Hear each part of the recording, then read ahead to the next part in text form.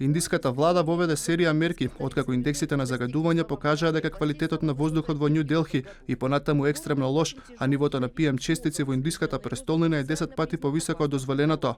Поради густиот облак од смог, затворени се голем број на училишта, прекинати се сите градежни работи, а неколку десетици авионски летови се пренасочени. Градските власти упатија апел до жителите да останат во своите домови, а како мерка за заштита поведено е ограничување на возењето според парни и непарни броеви на регистарските таблички на возилата.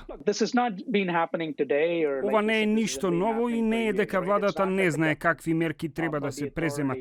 Ова не е само нивен проблем, туку не засега сите нас. Потребни се систематски промени и нивно строго применување. Проблемот ќе стане само поголем доколку не се преземе нешто.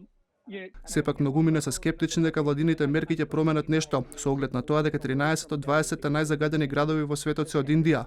За голем дел од жителите на Њу Делхи, главен фактор кој придонесува за загадувањето се пожарите кои фармерите намерно ги предизвикуваат за да ги расчистат полињата.